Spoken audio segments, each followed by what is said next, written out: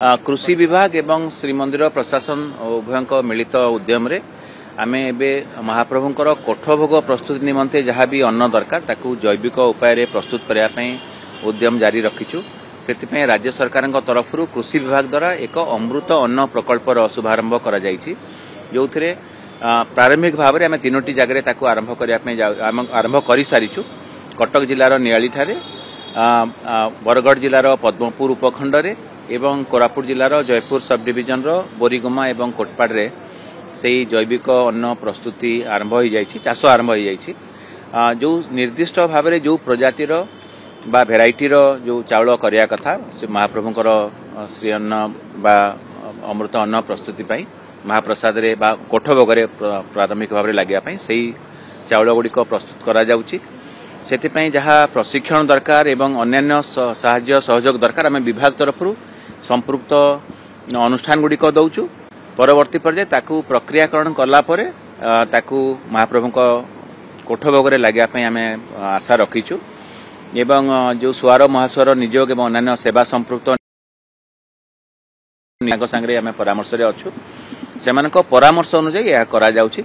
आम आशा रखुचु जे महाप्रभु आशीर्वाद रहिबो एवं प्रारंभिक पर्याय आम जहाँ कोठभोग रे जैविक चाउल प्रस्तुति बा व्यवहार करने जाऊे आगामी दिन रे ताकू महाप्रसाद रे लगी हेई आनंद बजार में बिक्री हो पार।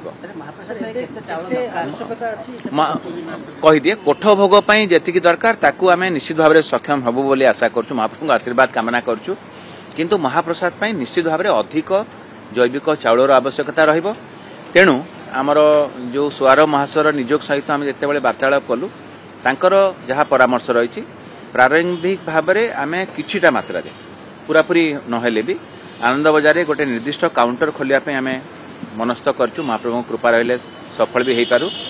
तेणु आनंद बजार रे जैविक चाउल रे प्रस्तुत महाप्रसाद बिक्री व्यवस्था हो पार केबे हबो मु कहि पारुने, कारण चाउल प्रस्तुति हैला परे तार भी किभली भाव में परीक्षण करा जिवो एवं तार ठीक हिसाब से लागू हैला परे जो तार प्रस्तुति रहा कथा से क्रम में हबो बोली आम आशा करूँ।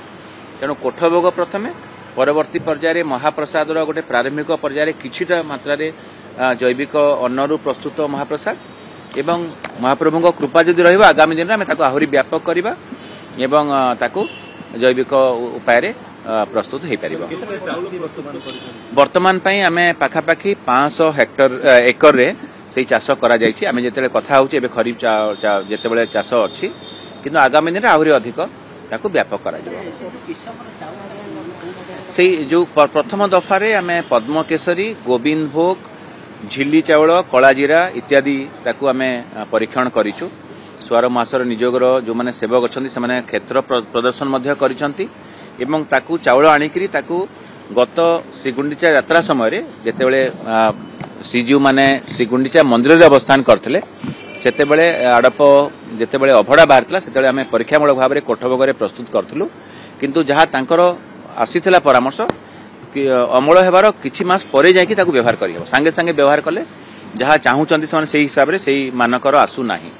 तेणु आमे पूर्ण भाव में जो परंपरा रही से संपृक्त सेवक मानकर जहाँ परामर्श रहिबो से क्रम करने आशा रखुचु। समस्त समर्पण भाव सहित समस्त निष्ठार सहित से जिनस करुँच। आपण को मु गर्वर सहित कहवाई चाहिए किसी जगार आमको एमती भी सूचना आसुची जो माने चाषी माने निज तरफ मुग बिरी एवं अलग भी आम जहाँ भी जैविक उपाय पनीपरिया प्रस्तुत हो पार से आग्रह देखा। आम महाप्रभु कृपारू आम आशा करूँ सफल हबु एवं आगामी दिन ताकू आहुरी व्यापक करिबो।